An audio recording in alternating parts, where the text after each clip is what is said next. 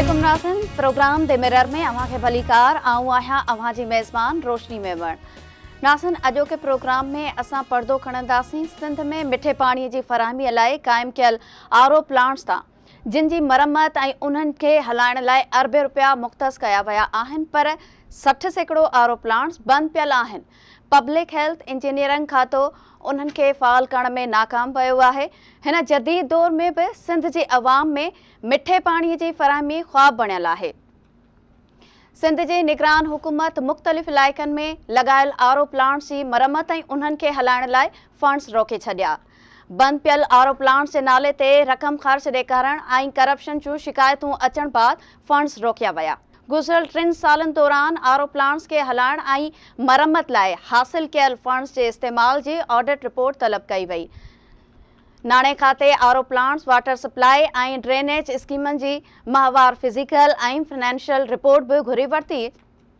अॻु में डीसी ज़रिए आरओ प्लांट्स, वाटर सप्लाई ऐं ड्रेनेज स्कीमनि बाबति स्टेटस ॿुधायो, पोइ रक़म जारी थींदी। नाणे खाते पब्लिक इंजीनियर खाते ते वाज़े कयो आहे।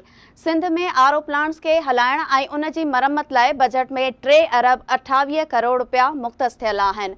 आरओ प्लांट सालनि खां बंदि हुजण ऐं करप्शन जूं शिकायतूं अचण बाद 82 करोड़ रुपयनि जी पहिरीं किस्त जारी करण खां इनकार करे छॾियो। मिठे पाणी जी फ़राहमी लाइ लॻायल 2510 आरओ प्लांट्स मां 1515 आरओ प्लांट्स सालनि खां ख़राब पियल आहिनि।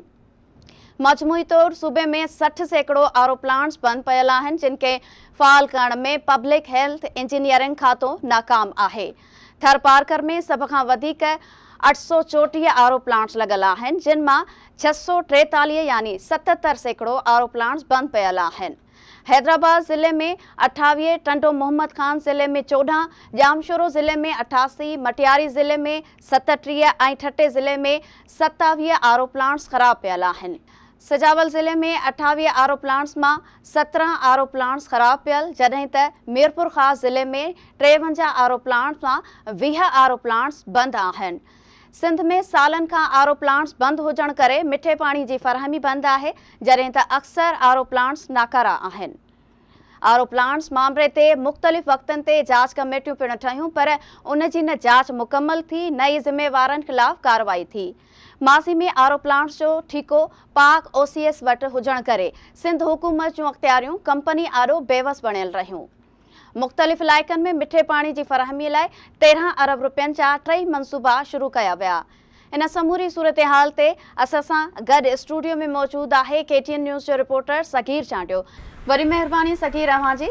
सगीर, सिंध जे जंहिं बि खाते ते नज़र फेराइजे उन जी कारकर्दगी बिल्कुलु न हुअण जहिड़ी बराबरि आहे। ॿियूं त सहूलतूं पंहिंजी जाइ ते, पर सिंध जो अवाम मिठे पाणीअ जहिड़ी सहूलत खां बि वांझियल आहे। मजमूई तौर ते सिंध में मिठे पाणीअ जी फ़राहमीअ लाइ केतिरा आरओ प्लांट्स लॻाया विया आहिनि ऐं उन्हनि जी बजट केतिरी हूंदी आहे? वॾी महिरबानी रोशनी।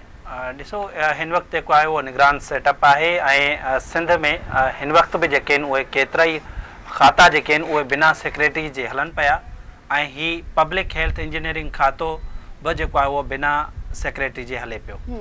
त सिंध में जेको आहे पब्लिक हेल्थ वारो खातो जेको आहे इंतिहाई अहम जेको अहमियत जो हासिलु आहे उनखे, छाकाणि जो इन्हनि जा हिकु त ॻोठाणी तरक़ी वारो खातो बि जेको आहे इन जो हिसो आहे ऐं ॿिया केतिरा ई जेके ड्रेनेज जा मसइला हुजनि उहा बि इन्हनि जी जेका उहा ज़िम्मेवारी आहे। पर पाण हिते आरओ प्लांट्स जी जेका उहा ॻाल्हि कंदासीं, आरओ प्लांट्स ॼण हिन जे लाइ सोनी झिरकी आहे। मतिलबु सालनि खां आरओ प्लांट्स बंदि आहिनि ऐं उन्हनि जे नाले ते उन्हनि खे हलाइण या उन्हनि जी मरम्मत जे नाले ते अरबे रुपया जेके आहिनि उहे माज़ी में हड़प थींदा रहिया आहिनि ऐं एमएनआर जी बजट जेका आहे उहा ईअं जारी थींदी रही आहे। पर माज़ी में यानी गुज़िरियल हुकूमत में इन मामले जी कंहिं बि क़िस्म जी का बि जेका उहा जांच न थी सघी। अगरि का जांच शुरू थी वई हुई त उनखे साइड लाइन कयो वियो। त हीअ जेके आरओ प्लांट्स जी जेका मां तव्हांखे ॿुधाईंदुमि त सूबे में जेके पब्लिक हेल्थ इंजीनियरिंग खाते जे मातहत जेके आरओ प्लांट्स आहिनि जिन जो मिठे पाणी जी या फ़राहमी जे लाइ लॻल आहिनि, मजमूई तौर ते समूरनि ज़िलनि में आरओ प्लांट्स मौजूदु आहिनि। पर उहे आरओ प्लांट्स जेके आहिनि सालनि खां बंदि हुजण जे करे हाणे इहे नाकारा बणिजी विया आहिनि। मतिलबु के कम जा न आहिनि रहिया। हिन वक़्तु बि जेको आहे उहो तक़रीबन 60 सैकड़ो आरो प्लांट्स बंदि आहिनि। टोटल मजमूई तौर ते जेके आरो प्लांट्स आहिनि उहे सूबे में 2510 आरो प्लांट्स लॻल आहिनि। इहा आरो पब्लिक हेल्थ इंजीनियरिंग खाते जी इहा रिपोर्ट जेका आहे पाण वटि मौजूदु आहे। उन तहत जेके आहिनि उहे 2510 आरो प्लांट्स मौजूदु आहिनि, जिन मां 1515 जेके आहिनि आरो प्लांट्स नॉन फंक्शनल आहिनि, यानी इहे हलनि ई न पिया। त उन में यानी इन्हनि समूरनि ज़िलनि में इहे आरो प्लांट्स बंदि आहिनि। पर अफ़सोस जी ॻाल्हि इहा आहे त सिंध में जेके आहिनि सभ खां वधीक जेके आरो प्लांट्स आहिनि उहे थरपारकर वारे ज़िले में लॻल आहिनि। यानी थरपारकर में ॾुकार वारी सूरत हाल हमेशह हूंदी आहे। उते जेके आहिनि आरो प्लांट्स जेके आहिनि उते घणा लॻाया विया आहिनि। 834 रुगो आरो प्लांट्स हिक ई ज़िले में लॻल आहिनि। त जीअं उतां जी ॾुकार वारी सूरत हाल खे मुंहुं ॾिजे ऐं उतां जे माण्हुनि खे मिठे पाणी जी फ़राहमी जेका आहे उहा यकीनी बणाई सघिजे। पर हिन वक़्तु जेके आहिनि उहे उते 77 सैकड़ो आरो प्लांट्स जेके आहिनि उते बंदि आहिनि, यानी 23 सैकड़ो आरो प्लांट्स हिननि हलंदड़ जहिड़ा आहिनि। मजमूई तौर ते 643 आरो प्लांट्स जेके आहिनि उहे बंदि आहिनि थरपारकर ज़िले में। त इन करे जेको आहे सिंध में जेके आहिनि उन्हनि जी नाअहली जे करे ऐं उन्हनि जी नाक़स कारकर्दगी जे करे जेको आहे उहे आरो प्लांट्स ही बंदि आहिनि। ऐं हाणे उन ते जेको आहे उहा उन जी टोटल जेका बजट आहे उहा तक़रीबन 3.25 अरब रुपया जेका इन जी आहे। त उहा हर साल इहा जारी थींदी रही आहे। हाणे उन जी बजट टोटल इहा 3 अरब 28 करोड़ आहे। उन जी पहिरीं जेका क़िस्त आहे उहा 82 करोड़ रुपया ठहे थी। त उहे जेके आहिनि फंड्स बि जेके आहिनि हाणे निगरान हुकूमत उन्हनि जा रोके छॾिया आहिनि। जी अच्छा सकी, जीअं त अव्हां ॿुधायो त मजमूई तौर ते सिंध में 60 सैकड़ो आरो प्लांट्स बंदि आहिनि। पोइ पब्लिक हेल्थ इंजीनियरिंग खातो छा पियो करे बंदि पियल या नाकारा बणियल आरो प्लांट्स जी मरम्मत लाइ क़दम छो न खयां विया आहिनि? मरम्मत जी मद में जेका रक़म वरिती पई वञे आख़िर उहा काॾे वञे थी? ॾिसो, सिंध में मूं अव्हांखे ॿुधायो त 60 सैकड़ो आरो प्लांट्स जेके आहिनि उहे बंदि आहिनि। ऐं सिंध में मुख़्तलिफ़ इलाइक़नि में ख़ासि तौर ते थरपारकर वारे ज़िले में जिते पाणी जी सख़्तु खोट हुजे थी उते सभ खां वधीक जेके आहिनि उहे आरो प्लांट्स बंदि आहिनि। ऐं उन्हनि जा जेके कारण इहे आहिनि त आरो प्लांट्स बंदि हुजण जा त इहे आरो प्लांट्स जेके आहिनि उहे नाकारा बणिजी विया आहिनि।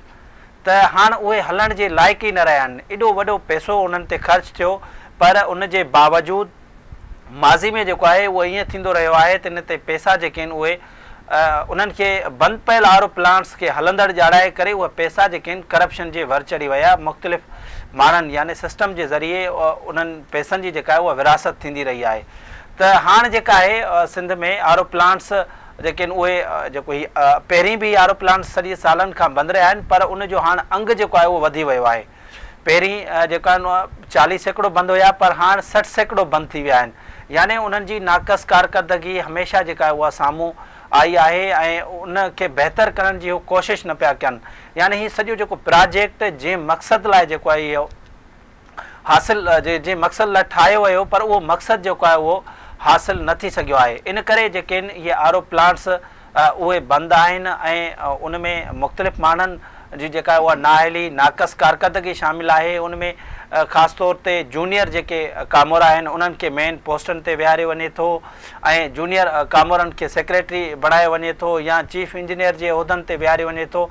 इन करे जेके आहिनि हिन खाते में जेको आहे इलाही करप्शन तमामु घणी आहे। ख़ासि तौर ते आरो प्लांट्स जो जेको हीउ प्रोजेक्ट आहे जेको मुख़्तलिफ़ वक़्तनि ते शुरू थियो, इन आरो प्लांट्स बंदि पियल आरो प्लांट्स जे नाले ते हिननि जेका आहे उहा करप्शन इन्हनि में थींदी रही आहे।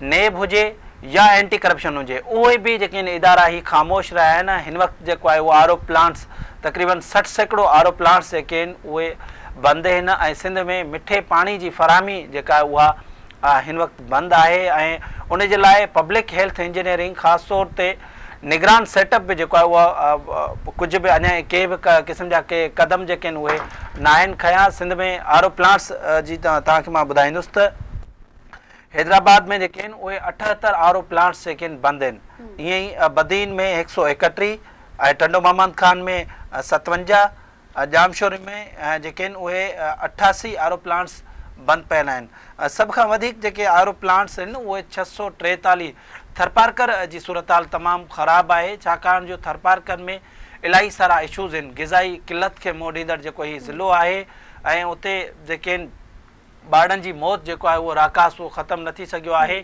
उते अहिड़े क़िस्म जी नाअहली जेका आहे उहा बर्दाश्त नथी करे सघिजे।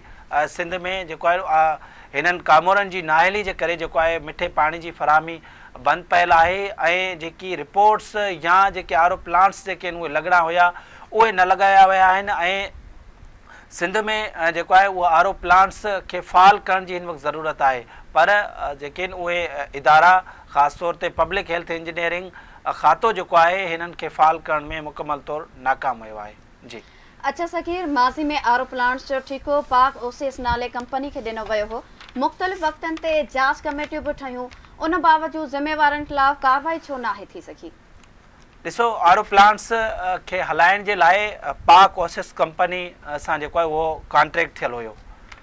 इहो कॉन्ट्रैक्ट जेको आहे 3 जून 2020 ते ख़तमु थी वियो, जंहिंखां पोइ जेको आहे ही मुख़्तलिफ़ इन में मसइला थिया ऐं आर ओ प्लांट्स खे जेकॾहिं हिकु कंपनी खे जेके आहिनि उहे चयो वियो हो त तव्हां जेका आहिनि सख थरपारकर में 750 आर ओ प्लांट्स लॻायो। उन लाइ उन्हनि खे अॻु में ई 4 अरब 72 करोड़ रुपया जेके आहिनि उहे जारी थिया, पर उन जे बावजूदि